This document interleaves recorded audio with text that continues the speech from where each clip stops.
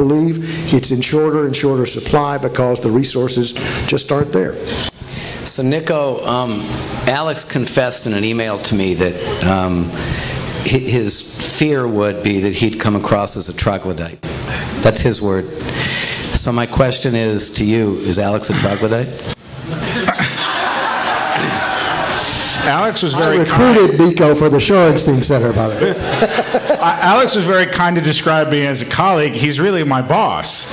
So, no, not hardly. You know, I think that I think this is one of the most exciting times I've seen for journalism in a long time. If you look at the number of things happening in journalism, from WikiLeaks to Huffington Post to just an enormous wide range of opportunity and excitement and new ways of reporting, new resources available to reporters. You know, maybe you saw this week the Sunlight Foundation took all of Elena Kagan's emails from when she was in the White House and made a virtual inbox so you could read her email as if it was her inbox.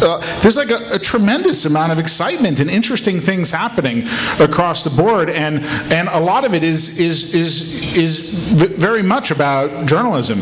I think where Alex and I agree is that the institutions that have been the traditional stewards and custodians of the news are definitely being eroded in the you know, by the digital age, but I'm not entirely convinced that's a bad thing, let alone that it ought to be prevented.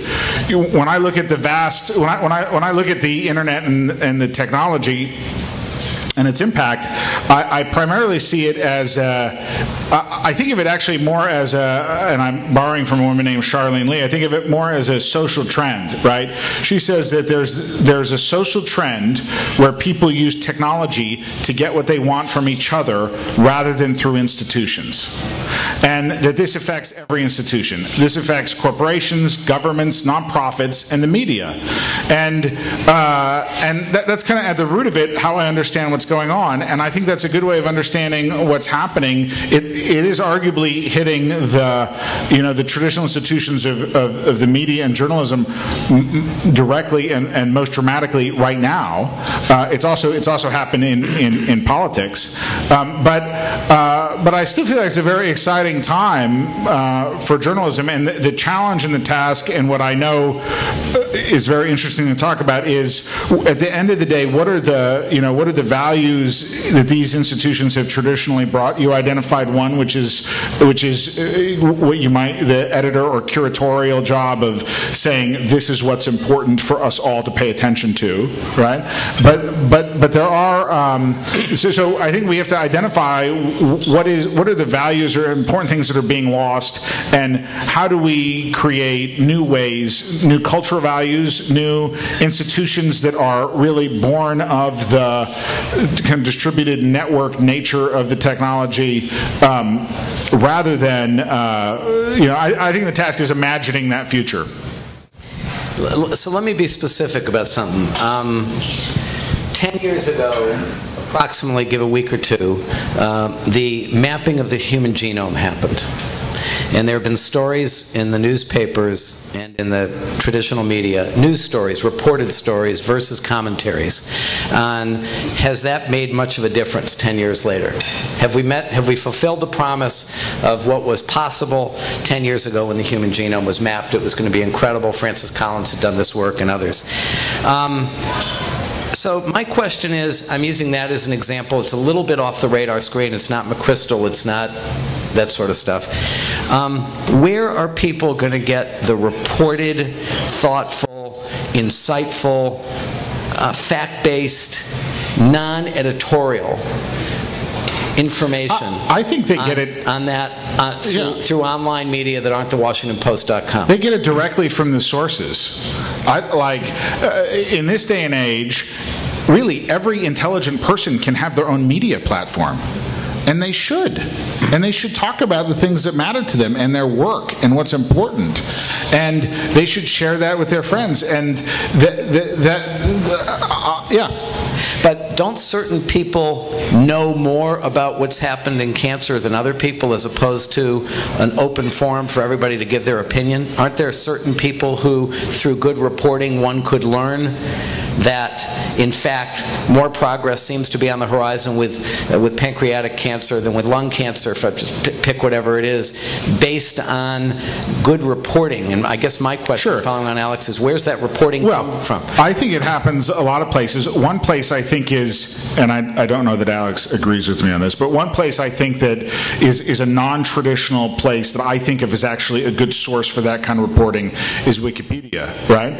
That if you, there was a particular case that that Wikipedia likes to cite too, of if you look at the the journalism around the Columbia River in Oregon and land use issues and development issues and environmental issues, if you were to track it through the reporting in the media, it was kind of relatively, there would be very big stories and it would kind of come and go, but to get really a good historical sense of the history of the issues around the Columbia River, there's a very insightful and very well-researched and very well footnoted and sourced article on Wikipedia that gives you a sense of that gives you a sense of the scope of it.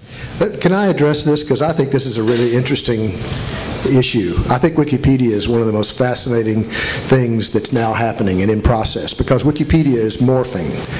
Wikipedia began as an open source, crowdsourced kind of, open forum for that was, it could be edited in theory by, anyone who had something to say, and it was effectively fact-checked by the other participants and so forth. Well, Wikipedia has, within the last couple of years, basically become a place that wants to be more authoritative and less sort of open source, which means that they are a more reliable, in my opinion, source of, and I use this word, I think, truth. I think one of the biggest issues right now is people don't know what to believe.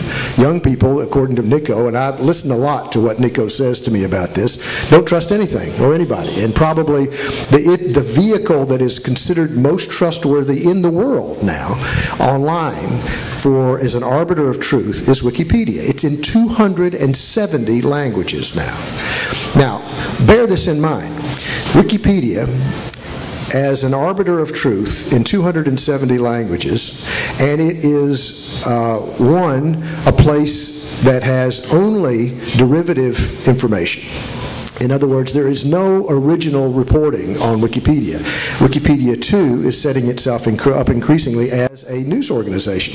I had my class this past year following the State of the Union speech, compare the Wikipedia post, which was up just as quickly as the New York Times account of the State of the Union was.